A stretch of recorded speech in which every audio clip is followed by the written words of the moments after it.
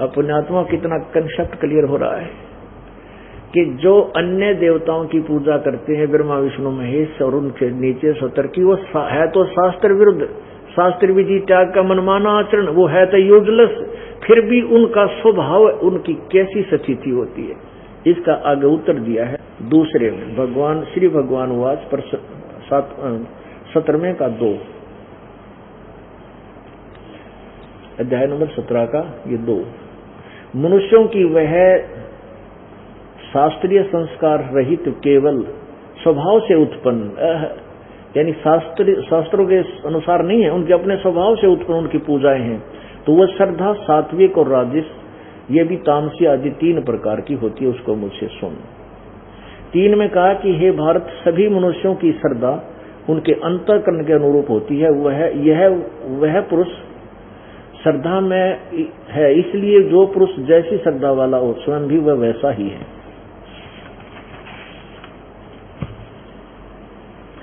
अब क्या देखो कितना क्लियर कर दिया 17वें में के 4थे श्लोक में कि है ये सारे डरे ढोरे हैं, शास्त्र विधि त्याग का मनमाना आचरण तो कर रहे हैं। 4थे में तो सात्विक पुरुष देवताओं की पूजा करते हैं, जो अच्छी आत्मा है वह तो देवताओं की पूजा करते हैं, और जो राजस पुरुष हैं वो यक्ष राक्षसों की पूजा करते हैं, जंतर मंत्र करके अपना धनी बनना चाहते हैं, और अन्य तामस मनुष्य जो प्रेत और तमोगुण भूत गणों की पूजा करते हैं।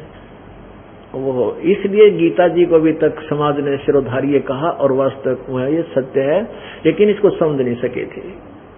इसमें स्पष्ट कर दिया कि जो शास्त्र विधि त्याग का मनमाना आचरण करते हैं वो तो है व्यर्थ, लेकिन वो कौन से किस प्रकार के किस स्वभाव के व्यक्ति कौन कौन सी पूजा करते हैं। कहते हैं जो अच्छी आत्मा है वो देवता, जो अच्छी पुण्य आत्मा है सात्विक स्वभाव के हैं वो तो देवताओं की पूजा करते हैं, ब्रह्मा विष्णु महेश तक आदि ये देवताएं पूजा करते हैं। और दूसरे जो राजस टाइप के हैं यानी अहंकारी हैं और कुछ अपने आप में अभिमानी है वो करते हैं ये यक्ष भैरव भूत बेतालों भैरव आदि की। और जो तीसरे प्रकार के हैं वो भूत पितरों के जंतर मंत्र करके ये झाड़े झपटे लान लाग जाते हैं, भूत का डर लाग जाए, ये हैं सारे यूजलेस। इति सिद्धम हो गया कि जो अच्छी आत्माएं हैं वो देवताओं की पूजा करते हैं, लेकिन है वो शास्त्र विरुद्ध। अब फिर आते हैं पवित्र गीता जी अध्याय नंबर 7 के श्लोक 16-15 से आगे चलते हैं। अब ऐसे इस पवित्र सदग्रंथ का एक तत्व, एक सार निकलेगा, और इस सार के बाद हम अपनी भक्ति को सुचारू कर पाएंगे। अब इसमें क्या कहा कि अर्जुन मेरी पूजा भी यानी ब्रह्म साधना भी 4 प्रकार के करते हैं। इन तीनों गुणों की अन्य देवताओं की पूजा, तीनों गुणों की पूजा ये तो व्यर्थ है ही है, ये तो क्लियर कंसेप्ट हो गया, ये तो करनी नहीं। और कहते जो ब्रह्म साधना करते हैं, जो देवी बता रही है और ये काल भी कह रहा है, वो 4 प्रकार के करते हैं। एक अर्थार्थी, एक आरत, जिज्ञासु और ज्ञानी। अर्थार्थी वो होते हैं जो धन लाभ के लिए वेदों के ही श्लोकों मंत्रों से धार्मिक अनुष्ठान हवन यज्ञ आदि करते हैं। वो कोई और किसी शास्त्र के मंत्र जंत्र का सहयोग नहीं करते। ओम जय जगदीश रे, स्वामी जय जगदीश रे, जय गणेश देवा, इस तरह की आरतियां नहीं करते। वो केवल वेदों के मंत्रों से अनुष्ठान करते हैं। जैसे ये गायत्री मंत्र बना रखा है, ओम भूर्भुवः स्वः, वैसे इस मंत्र के साथ ओम शब्द नहीं लगना चाहिए। ये गलत है बिल्कुल, क्योंकि ये यजुर्वेद अध्याय नंबर 36 का मंत्र 3 है और उसमें ओम शब्द नहीं लगा हुआ है, और उसमें पूर्ण परमात्मा की महिमा गाई गई है। वो केवल एक महिमा बताई गई है, उसके पाठ से बार बार जाप करने से केवल ज्ञान यज्ञ का फल मिलता है। और यज्ञ का फल ऐसा समझो जैसे रोगी को ग्लूकोज हो। ग्लूकोज अपना लाभ करती है, लेकिन ट्रीटमेंट जो रोग काटने की दवाई वो न्यारी होती है, भिन्न है। वो ये मंत्र है जो दास आपको बताएगा। तो यहां प्रसंग चल रहा है कि ये क्या बताया है कि अर्थार्थी जो धन लाभ के लिए वेदों के मंत्रों से ही अपने धार्मिक अनुष्ठान करते हैं। आर्त संकट निवारण करने के लिए भी वेदों के मंत्रों से ही वो अपना जंतर मंत्र यानी कोई अनुष्ठान करते हैं। और जिज्ञासु वो होते हैं जो वेदों के मंत्रों को परमात्मा की प्राप्ति की इच्छा से घर से निकलते हैं और जैसे भी उनको गुरु संत मिले उनसे ज्ञान ग्रहण कर लेते हैं, वेदों के मंत्रों को कंठस्थ याद कर लेते हैं और आगे जाके वो वक्ता बन जाते हैं। वो भी तीनों ऊपर के ये तीनों यूजलेस बताए हैं। ब्रह्म के साधक, अर्थार्थी, अर्थ और ये जिज्ञासु कहते ये मुझे अच्छे नहीं लगते। और ज्ञानी जो चौथे प्रकार का ज्ञानी है, ज्ञानी आत्मा वो होती है जिसको ये पता लग गया कि मानुष जीवन दुर्लभ है, मिले न बारंबार है। और जैसे तरवत से पत्ता टूट गया वही फिर नहीं लगेगा डार, मानुष जन्म पाकर जो नहीं रटे हरि नाम, और जैसे कुआ जल बिना फिर बनवाया किसका। यूजलेस इस मानुष शरीर, ये मिट्टी हमारे किसे काम नहीं आओगी जब भक्ति नहीं की, परमात्मा प्राप्ति का प्रयत्न नहीं किया। तो फिर इन्होंने सोचा कि भगवान की भक्ति करनी है, मनुष्य जीवन मिला, वेदों को पढ़ा, उसमें लिखा केवल एक परमात्मा की भक्ति करो, अन्य किसी की नहीं, ओनली वन। उस एक परमात्मा को जानो जो सर्व सृष्टि रचनहार है, वो पाप नाशक है, सबका दुख निवारण करने वाला है, वो पूर्ण परमात्मा है। उसी की भक्ति से जन्म मृत्यु का रोग समाप्त होगा। अब उन ज्ञानी आत्माओं ने ब्रह्मा विष्णु महेश और अन्य देवताओं की पूजा की चाह नहीं रही। उन्होंने वेदों को पढ़ा, जैसा भी जिससे सुना, जैसे दुर्गा कह रही है, गुणगान तो कर रही है परम अक्षर ब्रह्म के, और उसको कभी अक्षर ब्रह्म बोल रही है, फिर कहती है ब्रह्म की साधना कर, उस परम अक्षर ब्रह्म का मंत्र बता रही है, ओम जाप, ओम मंत्र, ओम एक अक्षर, और कहती है वो ब्रह्मलोक में रहता है। हाय हाय।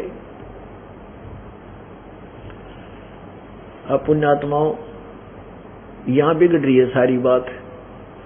भक्तों की कमी रही नहीं, जिन्होंने कई कई हजारों वर्षों तक अपना शरीर भी झोंक दिया भगवान के लिए, तपस्याएं की, कांटे हो गए सूख कर, दीमक चढ़ गई शरीर के ऊपर, बम्बई बन गए, लेकिन परमात्मा नहीं मिला।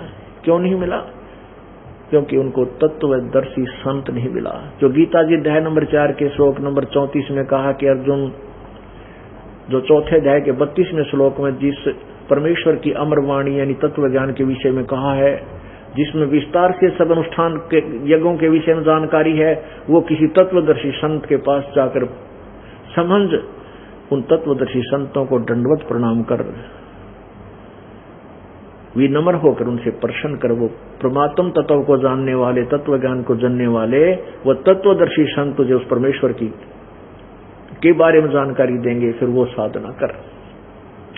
यही प्रमाण यजुर्वेद अध्याय नंबर 40 के श्लोक नंबर 10 से लेकर 13 में स्पष्ट किया है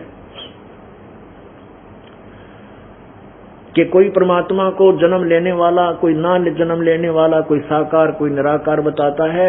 इसका यथार्थ ज्ञान तो तत्वदर्शी संत ही बताते, उनसे सुनो। इससे सिद्ध है कि पवित्र चारों वेदों और पवित्र श्रीमद् भगवद गीता का ज्ञान इनकम्प्लीट है, गलत नहीं है, अधूरा है, ब्रह्म तक की साधना का ज्ञान है। और इसलिए यजुर्वेद अध्याय नंबर 40 के श्लोक 15 मंत्र 15 में कहा है कि ओम कर्तु समर, कलवे समर और कर्तुम समर। ओम नाम का जाप काम करते करते सुमन करो, विशेष कसक के साथ सुमन करो और अपना मूल कर्तव्य जानकर सुमन करो। तो उन ज्ञानी आत्माओं को जैसा भी अपने आप निष्कर्ष निकाला कि ओम नाम का जाप लिखा है यजुर्वेद में, यजुर्वेद से मंत्र तो ले लिया ओम,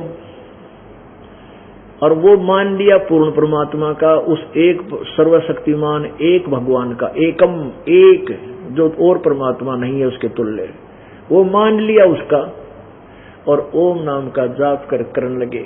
और फिर ये हठ योग कहां से ले लिया? ये घोर तप करना, ये किसी शास्त्र में नहीं है। जो घोर तप को तपते हैं वो शास्त्र में साधना है, वो नरक के भागी है। ये तप कहां से लिया इन ऋषियों ने?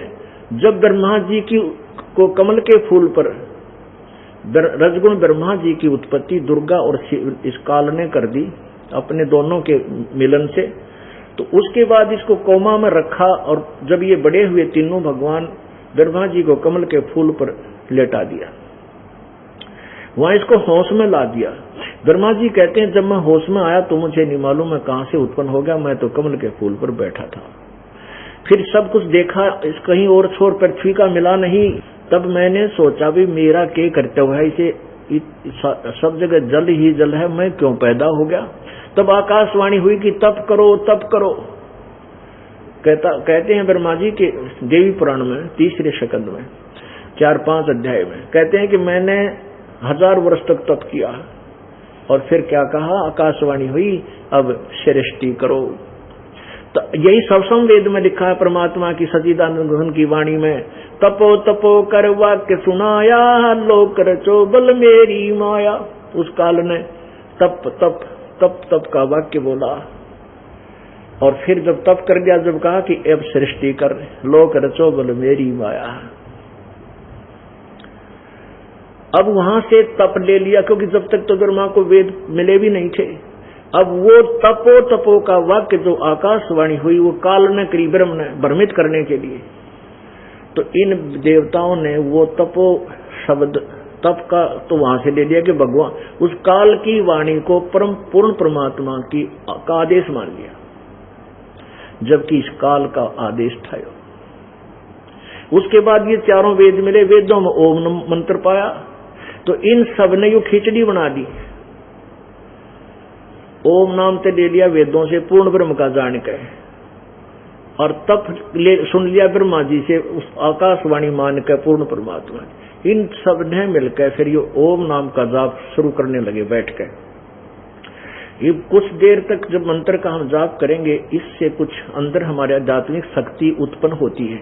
जैसे हम पंप से हवा भरते हैं साइकिल की ट्यूब में, तो धीरे धीरे वो उसमें शक्ति आनी होती शुरू हो जाती है, करड़ापन हो जाता है। तो उसके बाद फिर क्या होता है कि कुछ दिनों के बाद उस ओम नाम के मंत्र से शरीर का ऐसी स्थिति बन जाती है कि गर्मी सर्दी भी कम लगने लग जाती है आध्यात्मिक शक्ति के कारण। फिर ये क्या करते हैं, अपने आप धीरे धीरे अंदर टटोलना शुरू करते हैं। फिर इनका कोई कमल खुल जाता है। ओम नाम का जाप ये उच्चारण करके करते हैं। गीता जी अध्याय नंबर 8 के श्लोक नंबर 13 में गीता ज्ञानदाता कहता है कि मेरा एक ओम अक्षर है, मुझ ब्रह्म का ओम इति एक अक्षरम व्यवहारन माम ब्रह्म व्यवहारन माम अनुसमरण ये पर्याति तो जंदेहम सयाति परमाम गति। ये कहता है कि मेरा एक ओम मंत्र है, उच्चारण करके सुमन करने का। तो ये उच्चारण करके सुमन करना शुरू करते हैं तो मूल कमल खुल जाता है ना, ये ब्रह्मा जी का कमल खुल जाता है, जो स्वाद चक्र जिसे कहते हैं, सेकंड नीचे से सेकंड नंबर का। तो इसमें से कोई भी एक कमल, हमारे शरीर में एक चैनल बने हैं, जैसे टीवी में चैनल होते हैं, और जो सा भी चैनल ऑन हो गया, यदि टीवी ठीक है और कनेक्टेड है पीछे से, तो उसमें उस चैनल के कार्यक्रम आने प्रारंभ हो जाते हैं। किसी में फिल्म चल रही है, कितना कोई झरना बह रहा है, कितना कोई एडवर्टाइजमेंट चल रही है, तो आदमी देखता देखता उसमें काफी समय निकल जाता है। तो ऐसे ही ऋषियों ने साधनाएं की पूर्ण परमात्मा की प्राप्ति के लिए, पूर्ण परमात्मा की भक्ति जानकर, और कर ली काल की भक्ति ब्रह्म की। तो ऐसे ही समाधिस्थ हुए, इनको अंदर की झलक आने लगी और अंदर टेलीविजन की तरह बहुत सुंदर दृश्य आने शुरू हो जाते हैं जो समाधि लगाती है। वैसे समाधि में 10 मिनट भी ना बैठा था आदमी, बजाय अंदर कुछ ना दिखा था, इसने कौन ड्रेड हो गए, मतलब अंदर इस शरीर में पूरे ब्रह्मांड के जहां जहां भी जिस कमल का संबंध है, उसके इस कमल के अंदर, इस हमारे शरीर के अंदर, रीढ़ की हड्डी के अंदर की तरफ जो बने हुए कमल हैं, इनमें ऊपर के पूरे दृश्य टीवी की तरह एक स्थान पर आप देख सकते हैं। तो ये इसी लोग ऐसे देखने शुरू कर दिए ना, आप बिना पता कौन से कमल में कहां घूम रहा हूं मैं, तो वो ऊपर के नजारे किधर डांस हो रहे हैं, किधर बाजे बाज रहे हैं ऊपर के लोगों के, और किधर झरने बह रहे हैं, किधर कुछ हो रहा है, किधर कुछ हो रहा है। उनको देख देख कर ये काफी वर्षों तक बैठे रहते हैं। और ऐसी अभ्यास, ऐसी आदत बन जाती है, जो ही वो बाहर समाधि टूट जाती है तो बाहर का दृश्य उसको अच्छा नहीं लगता, फिर बाज कर फिर अंदर देखते हैं, अब देखूंगा ऊपर क्या है, और वो देख रहे हैं फिल्म, और बैठने से तप बन गया। अब उस फिल्म को देखने के लिए जो वो बैठे रहे 10 वर्ष, 20 वर्ष, 50 वर्ष, उससे तप बन गया और सिद्धियां आ गई इन मंत्र से। ये प्रभु पाक गए जो बैटरी चार्ज कर ली 5, 10, 20, 50 वर्ष बैठ कर जो साधना की, उससे तप बन गया, और तप के साथ साथ जो मंत्र जाप करते थे उससे सिद्धियां आ गई। और फिर भगवान तो मिला नहीं, क्योंकि इस काल भगवान ने प्रतिज्ञा की है कि मैं कभी भी अपने वास्तविक रूप में किसी के सामने नहीं आऊंगा। अब जब जैसे भी कोई साधक साधना कर रहा है, किसी को तो ब्रह्मा रूप में भी दर्शन दे देता है समाधि में, किसी को विष्णु रूप में, किसी को शिव रूप में। तो वो साधक जिसने शिव रूप में साथ दर्शन दिए हैं काल ने, ब्रह्म ने, उस ओम नाम के जाप थे, तो वो मान लेता है कि शिव जी जो है ना, ये तमोगुण शिव, ये ही पूर्ण परमात्मा है। और जिसको इसने दिए विष्णु रूप में दर्शन, तो वो मान लेते हैं ये विष्णु जी ही परमात्मा है, ये छुपा रहे हैं अपने आप को। अब तक यो ऐसे या रोड़ गदोड़ हो रही थी इस ज्ञान की, अब ये कति क्लियर हो जाएगा आपके समक्ष। अब परमेश्वर कबीर देव की वाणी, 9 मन सूत उलझिया और ऋषि रहे झकमार, और सतगुरु ऐसा सुलझा दे भाई उलझे न दूजी बार। सतगुरु तत्वदर्शी संत, वो कबीर परमात्मा आए थे, वो सुलझा कर दरका गए थे उस सूत को, लेकिन हम बालक, हमने फिर उलझा लिया।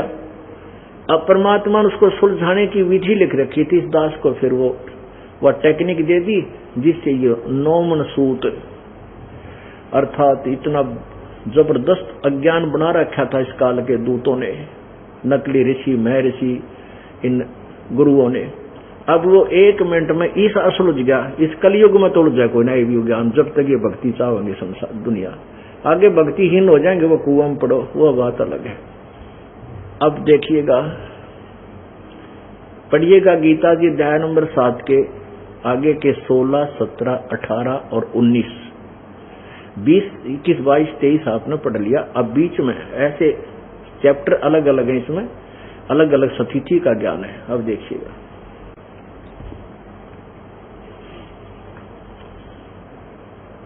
ये जय दयाल गोविंद का द्वारा अनुवादित है, प्रकाशक एवं मुद्रक गोरखपुर, गीता प्रेस गोरखपुर, गोविंद भवन कार्यालय कोलकाता का संस्थान। अध्याय नंबर 7 का और श्लोक नंबर ये देखिएगा 16।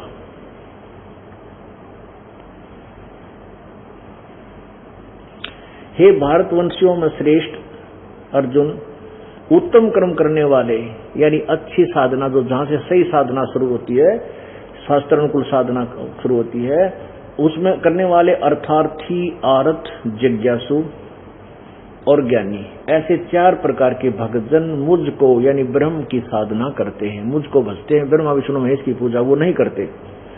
17 में कहा है कि उनमें नित्य मुझ में एक ही भाव से सतीत अनन्य प्रेम भक्ति वाला ज्ञानी भक्त मुझे बहुत पसंद है, अति उत्तम है। इन 4वां में यो श्रेष्ठ है, क्योंकि मुझको तत्व से जानने वाला ज्ञानी को मैं अत्यंत प्रिय हूं और वह ज्ञानी मुझे अत्यंत प्रिय है। आगे क्लियर बात कहता है कि जो मेरे से नीचे के जो देवताओं की पूजा करते हैं वो मूर्ख हैं, राक्षस स्वभाव को धारण किए मनुष्यों में नीच दुष्कर्म करने वाले। और जो सुकृत अच्छे कर्म या शास्त्रानुकूल साधना कहां से प्रारंभ होती है? मुझ से प्रारंभ होती है, जो मुझे इष्ट मानकर पूजते हैं। तो उसमें 4 प्रकार के हैं, वो 3 प्रकार के रिजेक्ट कर दिए, अर्थार्थी, आरत और ज्ञानी जिज्ञासु। कहते ज्ञानी मुझे पसंद है, ज्ञानी को मैं पसंद, मेरे लिए उत्तम है, मुझे अच्छा लगता है, प्रिय है। अब उन ज्ञानियों को भी बताते हैं कि वो भी उस पूर्ण परमात्मा का यथार्थ ज्ञान न होने से, तत्वदर्शी संत न मिलने से, मेरे वाली अनुत्तम घटिया स्थिति में ही आश्रित रहे। देखो गीता जी अध्याय नंबर 7 का अब श्लोक नंबर 17 आपने पढ़ लिया, 18 पढ़ो। अब उद्दारा माने उदार है, नेक है। कौन? सर्वे एव एते ज्ञानी तु आत्मा एव मे मतम, मेरे मत में, मेरे विचार से ये ज्ञानी आत्मा, जिनके विषय में 17वें श्लोक में कहा, ज्ञानी को मैं अत्यंत प्रिय हूं और ज्ञानी मुझको प्रिय है। ये है तो अच्छी उदार आत्मा है, ये अच्छी आत्मा है, परंतु आस्थित सही युक्त आत्मा, माम एवं अनुतमाम गतिम। ओहो, वो उद्धार तो है बेचारी, भगवान प्राप्ति के लिए प्रयत्न कर रही है, सिर धड़की बाजी ला रखी है, लेकिन वो परमात्मा की भक्ति में लीन जो अच्छी आत्मा है, वो मेरे वाली अनुतमा माने घटिया, अश्रेष्ठ गतिम, मेरे से प्राप्त होने वाली अनुत्तम गति लाभ को में ही आस्थित है। अनुत्तम, इन्होंने अनुत्तम का अर्थ अति उत्तम कर रखा है। अरे तेरा गजब भैया, अनुत्तमाम अति उत्तम। यहां देखिए, ये सभी उद्धार हैं। एते सर्वे एव, ये सभी उदार हैं। कौन? ज्ञानी। तू, परंतु ज्ञानी तो मेरा स्वरूप ही है। तेरा कैसे घुमा दिया, ये मेरा मत है, मेरा मत है, क्योंकि वह मद तत् मन बुद्धि वाला भक्त अति उत्तम, अनुत्तमा माने ये युक्त आत्मा माने जो भगवान में लगा हुआ भक्त है, ये अनुत्तमा माने अति उत्तम कर दिया, अनुत्तम माने घटिया हुआ, घटिया अनुत्तम, और गति स्वरूप मुझ में ही अच्छी प्रकार स्थित है। तेरा गति। अब इसी की 24 में और लिखा है इसी का अनुत्तम का अर्थ देखिए। ये 24 में ये कहता है कि बुद्धिहीन पुरुष मेरी अनुत्तमम, अनुत्तम माने अनुत्तम, यहां तक अनुत्तम लिख दिया और यहां अति उत्तम कर दिया। अनुत्तमा माने अति उत्तम। अब ये दास बताएगा आपको इसका रहस्य, क्यों अनुत्तम क्यों लिखा। अब यहाँ क्या बताते हैं ये उलझाने वाले, कहाँ फंसाते हैं इस अड़ंगे ने, अपने ज्ञान अड़ंगे को कहाँ उलझाएंगे जो आपको भ्रमित करते हैं। कहते हैं समास के अंदर अनुत्तम का अर्थ होता है जिससे अच्छा कोई और ना हो। अरे तेरा गजब भैया। अब जैसे उत्तीर्ण क्या होता है? उत्तीर्ण सफल, पास, और अनुत्तीर्ण असफल, फेल। यदि अनुत्तीर्ण को ये मान के चल ले बालक जो फेल हो गया है, कहता फिरे कि मैं तो सबसे पास हूं, मेरे बराबर कोई पास नहीं, अनुत्तीर्ण। अब कहता रहे उसके कहने से कि वो पास हो जाओगा, वो तो अनुत्तीर्ण शब्द से जकड़ा जा चुका है। ऐसे ही अनुत्तम। अब मान लीजिए हम ये सोचकर चले कि यहाँ, क्योंकि यदि हम उनकी बात को ऊपर रखें कि अनुत्तम का अर्थ यहाँ ये माने कि जिससे उत्तम कोई और गति ना हो, तो फिर 18वें अध्याय के 62वें श्लोक में और 15वें अध्याय के चौथे श्लोक में किसी और बहुत सी जगह है जहां पर गीता ज्ञानदाता अपने से अन्य किसी परमात्मा की साधना करने को कहता है। 18 गीता जी अध्याय नंबर 18 के श्लोक 62 में कहा कि अर्जुन तो सर्वभाव से अनन्य मन से उस परमेश्वर की शरण में जा, उस तत्व ब्रह्म की, उस परमेश्वर की शरण में जा जिसकी कृपा से तू शाश्वत स्थान परम शांति को प्राप्त होगा और शाश्वत स्थान यानी सतलोक में चला जाएगा। शाश्वत माने अजर अमर, जो कभी नष्ट नहीं होता, वो सत्यलोक है। ब्रह्मलोक भी नाशवान है, ब्रह्मलोक में गए हुए साधक भी उनकी विवाह नाशवान है, जन्म और मृत्यु होती है। गीता ज्ञानदाता अध्याय नंबर 4 के श्लोक नंबर 5 और 9 में कहता है कि अर्जुन तेरे और मेरे बहुत जन्म हो चुके, तू नहीं जानता, और मेरे जन्म और कर्म अलौकिक है। गीता जी अध्याय नंबर 10 के श्लोक 2 में कहा है गीता ज्ञानदाता ने कि अर्जुन मेरी उत्पत्ति को, मेरे जन्म को न तो ऋषि जन जानते ना ये देवता, क्योंकि ये मेरे से उत्पन्न हुए, क्योंकि ये ब्रह्मा विष्णु महेश काल से उत्पन्न हुए हैं दुर्गा के संयोग से, और आगे फिर इन्हीं की संतान है ये जितनी संसार सृष्टि है। तो पिता की जन्म को, पिता की इस उत्पत्ति को संतान नहीं जान सकती। दादाजी बताते हैं, डेट ऑफ बर्थ बता देंगे, उनका सारा विवरण बता देंगे। तो पूर्ण परमात्मा कबीर देव जो हम सबका पिता है, परम पिता है, उन्होंने आकर के ये सारी हिस्ट्री बता रखी है पहले अपनी उस सतीदानंद घन की वाणी में, अपने कबीर वाणी में वो पहले लिख रखी भगवान ने, जो आज सब सदगण समर्थन दे रहे हैं उसको। तो पुण्यात्माओं, यदि हम यहाँ ये मानकर चले, इससे सिद्ध है कि इस गीता ज्ञान दाता का भी जन्म मृत्यु होती है, और जब तक जन्म मृत्यु है जीव सुखी नहीं होता। और ये खुद कहता है कोई और परमात्मा है, उसकी साधना करने से फिर उसका ज्ञान हो जाएगा, तो फिर वो जन्म मृत्यु से ही छूटने का प्रयत्न करता। अब आइए फिर एक बार पहले इस अनुत्तम गति क्यों कही, इस कंसेप्ट को क्लियर करते हैं। अब ये ज्ञानी आत्मा जिनको ये ज्ञान हुआ कि भाई मनुष्य जीवन बार बार नहीं मिलेगा और जय हाथ से छूट गया या बात बिगड़ जाएगी, तो उन्होंने वेदों के अतिरिक्त कोई शास्त्र नहीं छेड़ा, वेदों को पढ़ा, वेदों से निष्कर्ष निकाला कि इसमें ओम नाम का जाप है। और वेदों का ज्ञाता ब्रह्मा जी को माना जाता है, क्योंकि सबसे पहले वेद ब्रह्मा जी को प्राप्त हुए थे। तो ब्रह्मा जी से ज्ञान सुना, ओम नाम का जाप उन्होंने पूर्ण परमात्मा का मान लिया। और उधर से ब्रह्मा जी ने आकाशवाणी जो काल की हुई थी तप करो, वो तप करने का आदेश भी साथ जोड़ दिया। एक छोटा सा 17वें अध्याय का 5वां श्लोक और दिखा देता हूं आपको। उसमें क्या लिखा है कि जो शास्त्र विधि को त्याग कर जो घोर तप को तपते हैं। अध्याय नंबर 17 का श्लोक नंबर 5। अब 4 तक तो अपन पढ़ ही लिया था। जो सात्विक हैं वो देवताओं की पूजा करते हैं, अच्छी आत्मा जो है अच्छे स्वभाव के वो अन्य उपासना तो कर रहे हैं, वो डले तो ढो रहे हैं, लेकिन वो देवताओं तक की पूजा करते हैं। आगे देखो 5वें में कहा कि जो मनुष्य शास्त्र विधि से रहित अशास्त्र विहितम केवल मन कल्पित घोर तप को तपते हैं, दंभ और अहंकार से युक्त, कामना आसक्ति और बल से अभिमान से युक्त हैं। 6 में कहा कि वो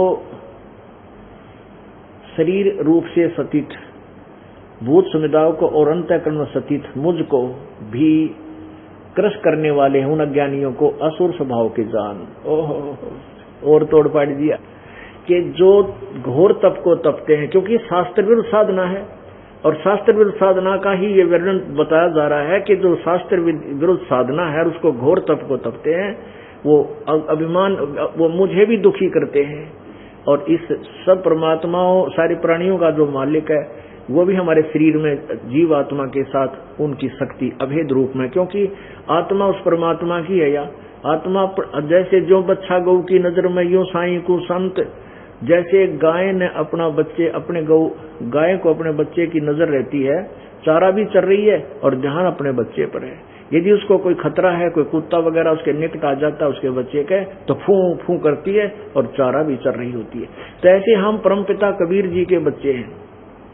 हमारे जब आत्मा जो है हमारे अंतःकरण हृदय में रहती है, तो इसके ऊपर जब हम घोर तप को तपते हैं, ये काल करवावे सारे उल्टे काम, शरीर को तंग करवाता है ताकि जीव को दुख हो, तो घोर तप को तपते हैं तो आत्मा को पीड़ा होती है, तो परमात्मा भी दुखी होता है कि देख कितना कष्ट दे रखा है मेरी प्यारी आत्मा को। तो इसमें लिखा है कि वो जो मैं भी दुखी होता हूँ, गीता ज्ञानदाता कहता है, और वो पूर्ण परमात्मा भी, सबका मालिक भी वो दुखी होता है जो इस घोर तप को तपते हैं। वो दुष्ट आत्मा समझ लेना, वो राक्षस स्वभाव को धारण किए। अब फिर आइए उसी कंसेप्ट पे, उसी विषय पर आते हैं कि जैसे ये ज्ञानी आत्मा है तो उद्धार अच्छी आत्मा है, भगवान के लिए शीश रख दिया, लेकिन way of worship according to the शास्त्र नहीं थी। इस कारण से इन्होंने भी डरे डो लिए। एक ज्ञानी आत्मा, एक चुनक ऋषि था, उसने इसी विधान अनुसार के परमात्मा की प्राप्ति करनी है इस मनुष्य शरीर से, चाहे शरीर रहे या ना रहे।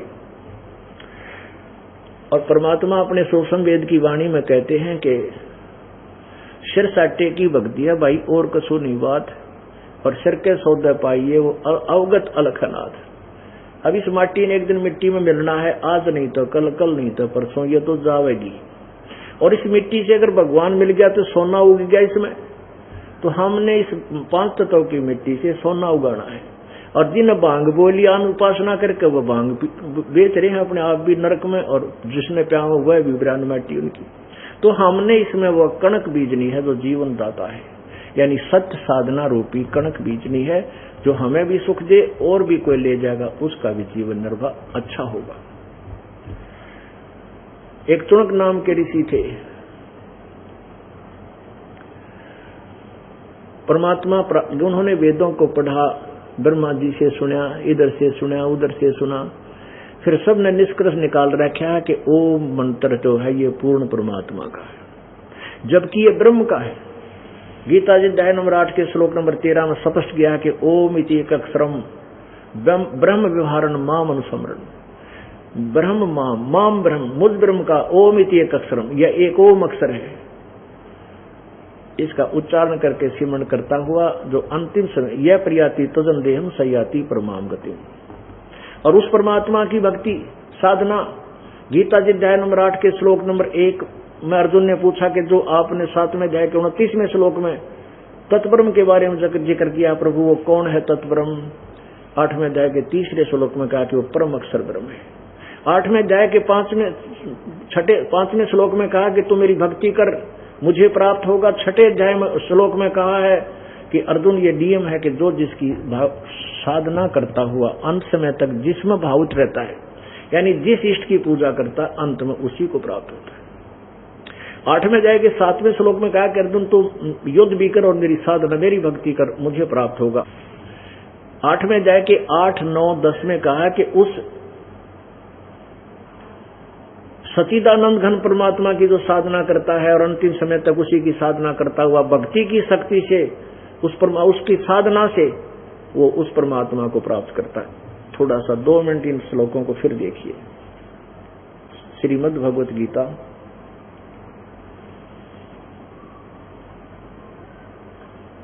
ये गीता प्रेस कोर्ट से प्रकाशित है, जयदयाल गोविंद का इसके अनुवादक है।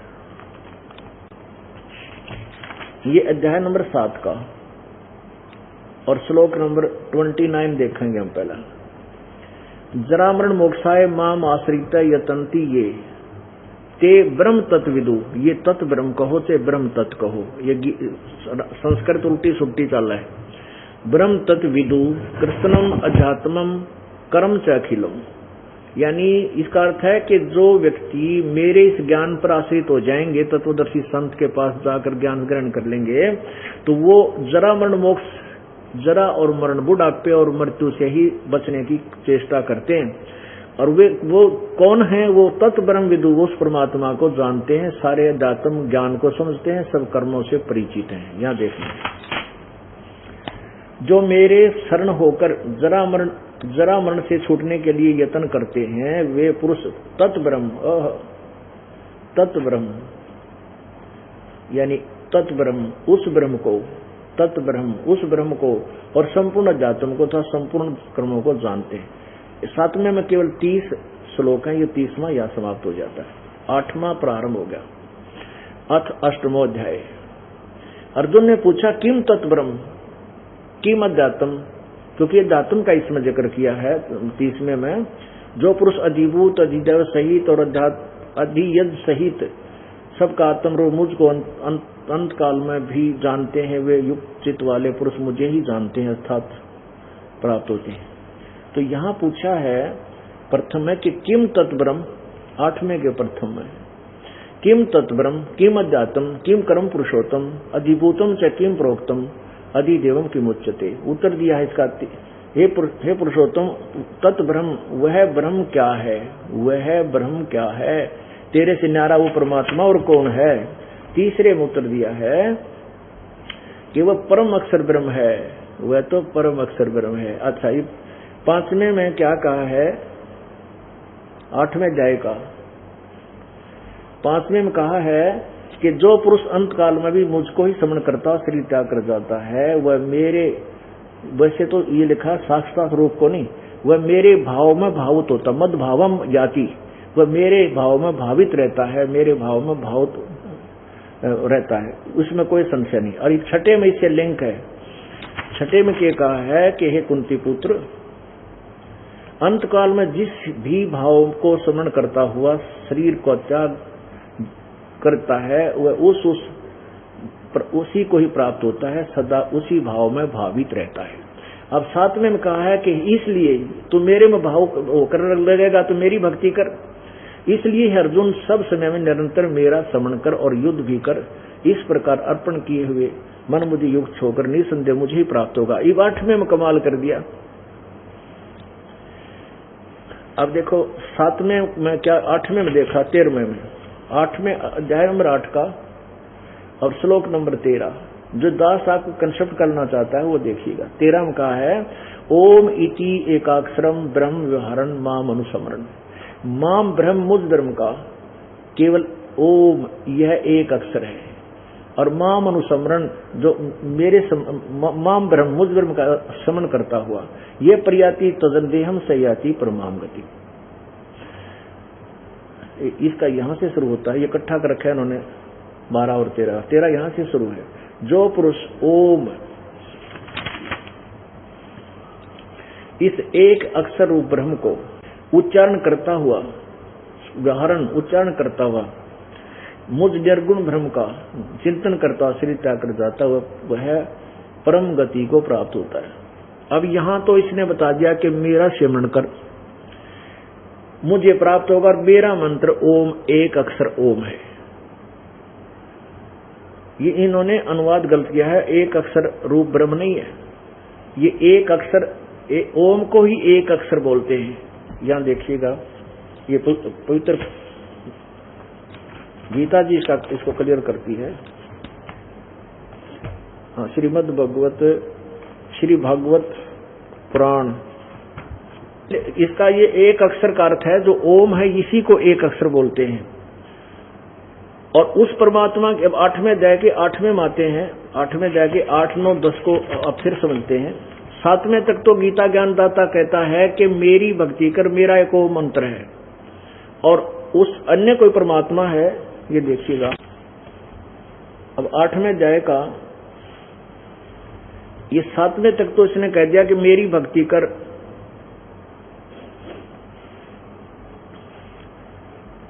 इसलिए सब समय में मेरा स्मरण कर, मुझसे और युद्ध भी कर, इस प्रकार निसंदेह मुझे ही प्राप्त होगा। 8वें में कहा है हे पार्थ, यह नियम है कि परमेश्वर के अध्ययन अभ्यास यानी कोई और परमात्मा है। हे पार्थ, यह नियम है कि परमेश्वर के ध्यान के अभ्यास रूप योग से युक्त दूसरी ओर न जाने वाले चित्त से निरंतर चिंतन करता हुआ परम प्रकाश, परम दिव्य पुरुष परमेश्वर, परम दिव्य पुरुष परमेश्वर, ये प्रकाश रूप तो ये अपने क्योंकि न जितना ज्ञान है वह थोड़ी गे लड़ा रखी है। परम दिव्य पुरुष, परमम दिव्यम पुरुषम, परम दिव्य पुरुष अर्थात परमेश्वर को प्राप्त होता है। कोई इससे अलग भगवान है। 9 में कहा है, ये कवियम लिखा, कवियम जो पुरुष, इन्होंने हम इन्हीं की थ्योरी पढ़ते हैं पहले। सर्वज्ञ अनादि सबके नियंता, यानी सबका नियंत्रक, सबका मालिक है वो, गीता ज्ञानदाता से कोई और है। और सूक्ष्म से अति सूक्ष्म, सबका धारण पोषण करने वाला, अत्यंत अचिंत स्वरूप, सूर्य के सदृश नित्य चेतन प्रकाश रूप, अविद्या से अति परे सच्चिदानंद घन परमेश्वर का स्मरण करता है। सच्चिदानंद घन यानी गीता ज्ञानदाता से और है।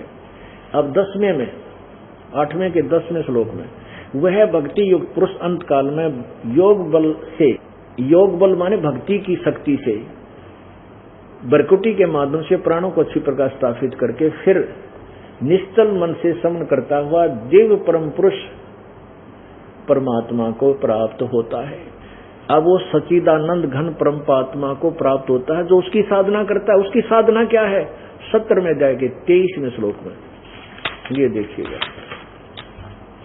अध्याय नंबर 17 और श्लोक नंबर 23 में गीता ज्ञानदाता कहता है ओम तत्सत इति निर्देश है ब्रह्मण त्रिविधि समर्थ है ब्राह्मणा तेन वेदा च यज्ञा च विहिता पुरा।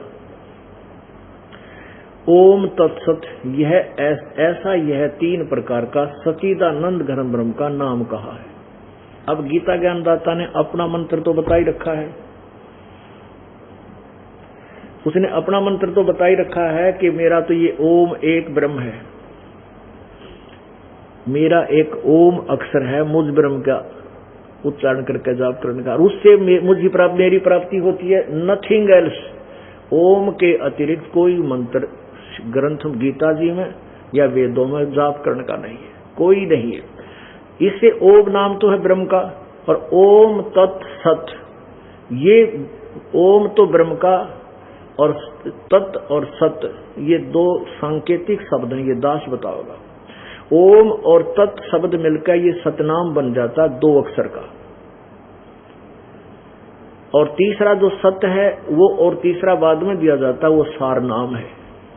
इन तीनों मंत्रों से ओम तत्सत से ओम तत्सत नाम जो है पूर्ण परमात्मा का है। अब कहते हैं उसकी भक्ति करता है तो उसके पास जाता है, उस भक्ति की शक्ति से, उस मंत्र के जाप की कमाई से, और मेरा जो ओम नाम का जाप करता है मेरे वाली गति को प्राप्त होता है। अब इस काल वाली गति ब्रह्म वाली गति पर विवेचन करते हैं। अब हम फिर अपने उसी कंसेप्ट पर आते हैं, उसी विषय पर आते हैं कि 7वें अध्याय के 18वें श्लोक में गीता ज्ञानदाता कहता है कि ज्ञानी आत्मा जिनको पता लगा कि भगवान की भक्ति नहीं की इस मनुष्य शरीर से तो ये व्यर्थ है, और परमात्मा की भक्ति केवल एक भगवान की भक्ति करनी है जिससे सब ब्रह्मांडों की उत्पत्ति हुई है, जो सबका मालिक है, मोक्षदायक है, और किसी की भक्ति करने योग्य नहीं है। तो उन्होंने क्या किया कि ओम मंत्र का जाप वेदों से जैसा भी किसी से सुना या आप जाना, और तप करने का वो तप का ज्ञान जो है वो ब्रह्मा जी से वो खिचड़ी ज्ञान बना लिया।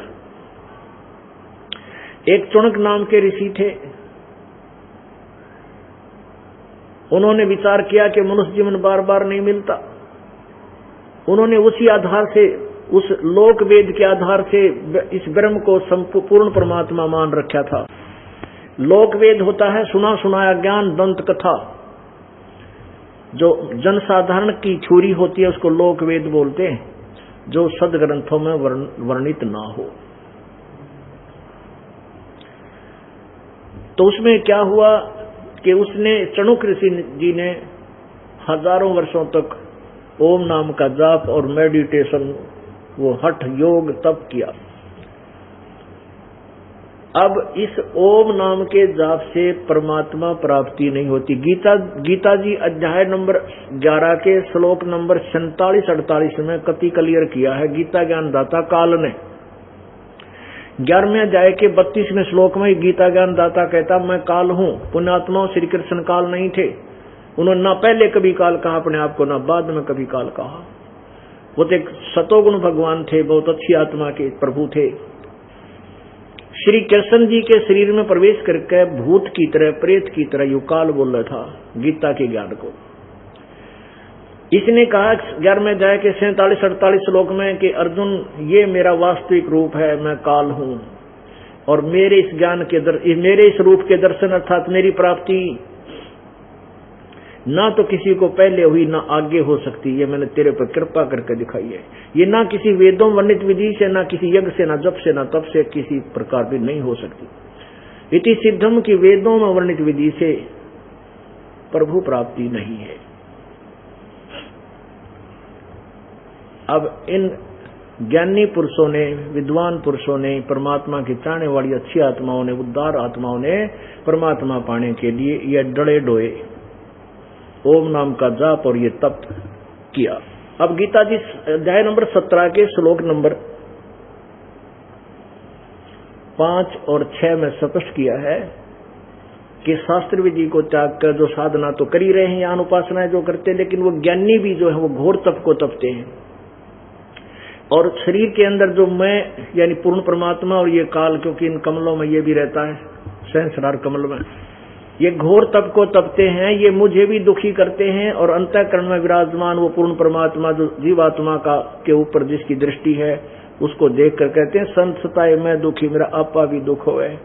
उसको भी दुखी करते हैं। वो राक्षस स्वभाव को जान, राक्षस स्वभाव के, असुर स्वभाव के जान। अब इनको भी असुर स्वभाव में गिन दिया, जो ब्रह्म तक की साधना करते हैं, ब्रह्म तक की मीन जो हठ योग करते हैं। अब चुनक ऋषि थे, उन्होंने वेदों से तो ले लिया ओम मंत्र, और हठ योग ले लिया ब्रह्मा जी की सुनी सुनाई आकाशवाणी इस काल की, वो तप किया और साथ में किया योग ओम जाप। तो परमात्मा तो मिला नहीं। कुछ दिनों के बाद क्या होता है, ऐसे साधक के वचन में शक्ति आ जाती है, और किसी को कह देता है तेरी टांग टूटेगी, वह टांग टूट जाती है। किसी को कहता है तेरा बच्चा मरेगा, क्योंकि उसको कुछ उसके अंदर से जितनी रेंज होती है उतनी दिव्य दृष्टि खुल जाती है। उसमें भविष्य में होने वाले कुछ उसके कर्म वो बता सकता है, क्योंकि ये पहले ऑलरेडी फिल्म बनी हुई हमारे अंदर डिपॉजिट है, जो तेरे साथ जो भी जीव के साथ। तो लोग अन्य प्राणी उनको समझ लेते हैं, यो महात्मा के तो चाड़ा पड़ा है, तो भगवान ने पड़ा है, देखो भविष्य की बता दी। और किसी को बद्दुआ दे देता हुआ भी फल जाती है, क्योंकि उसने जो बैटरी चार्ज की थी अब उसने वो डिस्चार्ज करने पर ला दिया काल ने भ्रमित रखे हुए सब प्राणियों को। अब चुनक ऋषि जी से ऐसे कई चमत्कार हो गए, तो और दूसरे साधक संत ऋषि और आसपास के ग्रामीण लोग उसको देवता मान के, भगवान मान के उसके गुणगान लगे हुए। चुनक जैसा सिद्ध पुरुष हमने नहीं देखा, चुनक ऋषि जैसा। अब चुनक ऋषि को अहंकार हो गया। गीता जी अध्याय नंबर 17 के श्लोक 5-6 में स्पष्ट लिखा है कि वो अहंकार से युक्त हो जाते हैं वो लोग। अब उसमें अभिमान हो गया कि मैं तो मेरे जैसा कोई है नहीं, मेरे वचन में ये शक्ति, मैं ये कर दूं, मैं वो कर दूं। एक मानधाता चक्रवर्ती राजा था। चक्रवर्ती मीन पूरे पृथ्वी पर जिसका शासन हो, पूरी पृथ्वी के शासक को चक्रवर्ती राजा कहते हैं। और वो चक्रवर्ती राजा क्या करता है, कुछ समय के उपरांत 1 वर्ष में, 2 वर्ष में, 4 वर्ष में एक अपना घोड़ा छोड़ देता है, जिस पे वो स्वयं सवारी करता, जो राजा का घोड़ा होता स्पेशल। और उसके गले में एक पोस्टर चिपका दिया जाता है, पट्टी बांध के फट्टी लटका दी जाती है। उस पे लिखा होता है कि जिस नरेश ने, जिस छोटे राजा ने चक्रवर्ती राजा की अधीनता स्वीकार नहीं है, वो युद्ध के इस घोड़े को बांध ले और युद्ध के लिए तैयार हो जाए। और राजा के पास उसमें लिख दी जाती है 72 अक्षौणी सेना है, ऐसा लिखा हुआ। वो घोड़ा पूरी पृथ्वी पर घूम कर वापस आ गया, किसी की नहीं पकड़ा किसी ने, सबने चक्रवर्ती राजा मानदाता की पराधीनता स्वीकार कर ली। अब जो घोड़ा और सैनिक गए थे वहां से, कहां से, जहां चुनक ऋषि की कुटिया थी। राजा उस ऋषि ने जाते समय भी देखा उस लाबड़दे को, एक घोड़ा और हजारों सैनिक साथ में थे। वापस आए तब देखा तो ऋषि ने पूछा, भाई सैनिकों, ये घोड़ा बगैर सवारी किसी पर, इस पर कोई बैठा नहीं है, ये क्या कारण है?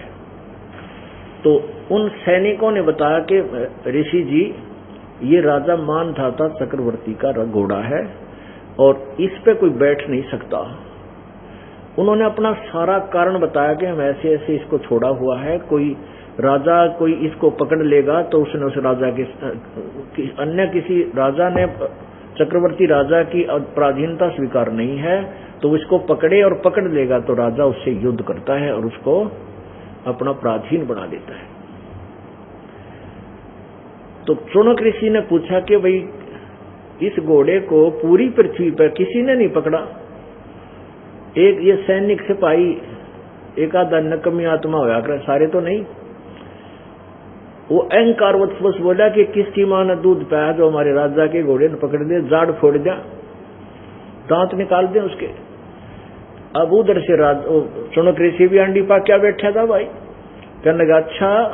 अब चुनक ऋषि ने सोचा कि इस राजा और सैनिकों को अभिमान है, लाइन की मरोड़ काट दूं।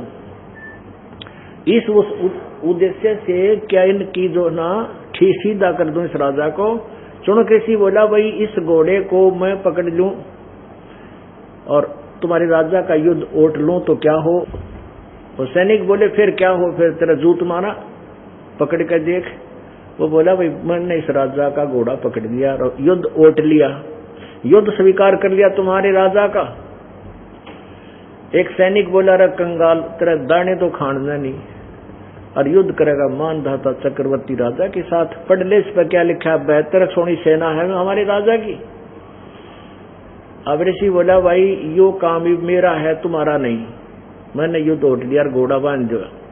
वो तो बहाना ढूंढ रहे थे, उन्होंने घोड़ा बांध दिया ऋषि की उसी कुटिया के पेड़ के जिस पर चौफड़ी डाल रहा था और जाकर राजा को कह दिया कि राजन आपका घोड़ा एक चुनक नाम के कंगाल ऋषि ने पकड़ दिया। राजन कल न कोई और पकड़ेगा, कल न किसी का और मुंह ऊपर न होगा, ये तो बात बिगड़ेगी। राजा बोला भाई ठीक है उसने संवार दो, अब जाओ उसने गढ़ दो, फिर ले जाओ सेना।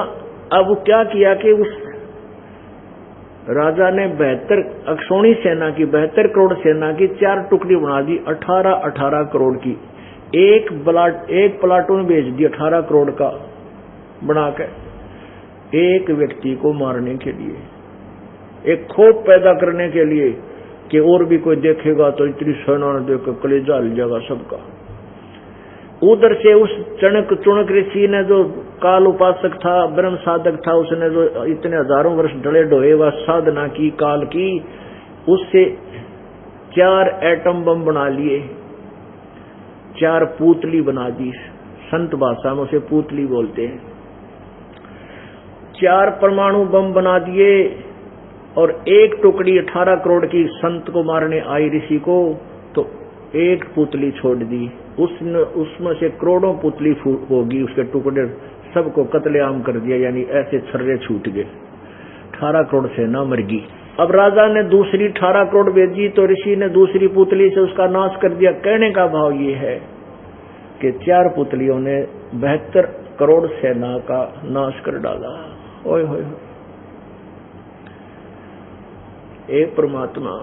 यहाँ सवसम वेद जो गीता जी अध्याय नंबर 4 के श्लोक 32 में जिसके विषय में कहा कि उसके अंदर विशेष विस्तृत ज्ञान है, वो साधना करने की है, कुछ नहीं, कौन सी ठीक है कौन सी ठीक नहीं है, ये विस्तृत ज्ञान उस तत्व ज्ञान में है। उसमें क्या बताया है,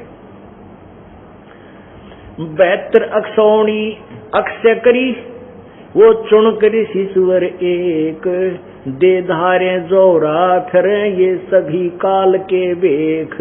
ओहो के 72 अक्षौणी सेना अक्षय करी।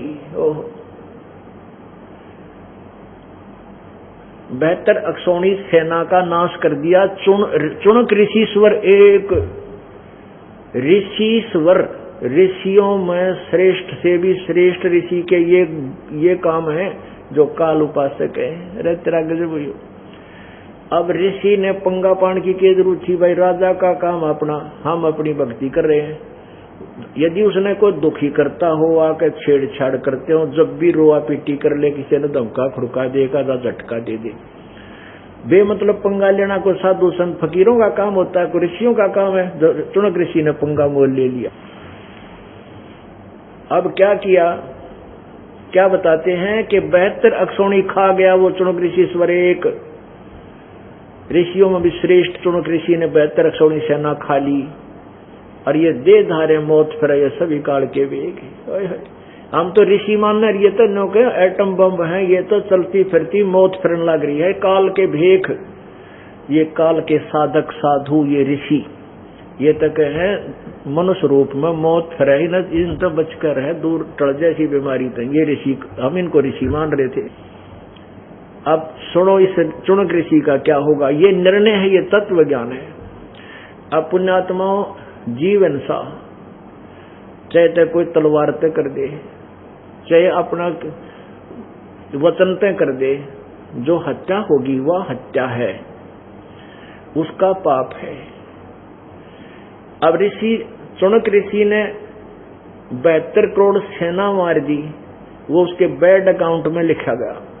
और जो उसने ओम नाम का जाप और हठ योग तप किया वो उसकी साधना वाले अकाउंट में लिखा गया। अब तप का प्रतिफल क्या मिलेगा, ये राजा बनेगा कभी किसी युग में और इतना ही जबरदस्त राजा होगा कि कितने वर्षों तक राज करेगा। राज जब तक इसके क्रम में है, भाग्य में है, वो करेगा, उसको कोई बदल नहीं सकता। और तब तक ये और नरे खोटे खोद देगा, क्योंकि इसका आगे बोलनिया कोई नहीं। ये इतनी दुर्गति हो इस जीव की, इस अध्यात्म ज्ञान मिला।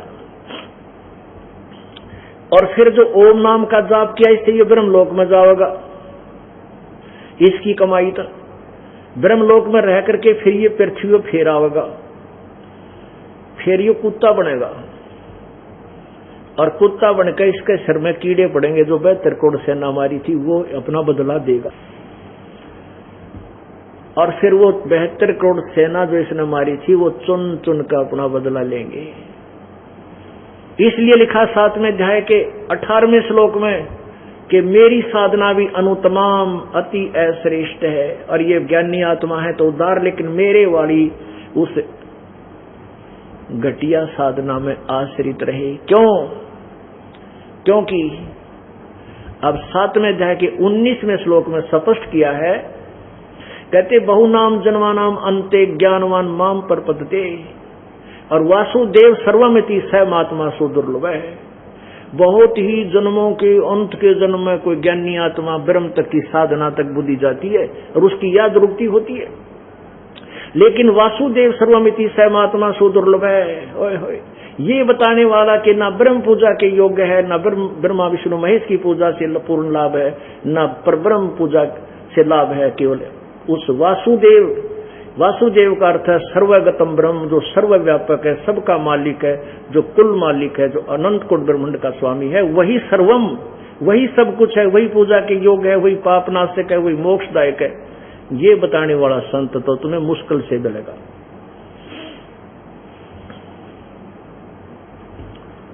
तो पुण्यात्माओं, वो ये दास आपके पास परमात्मा ने भेज दिया। अब इसका लाभ उठाओ और कल्याण कराओ। बोलो सतगुरुदेव।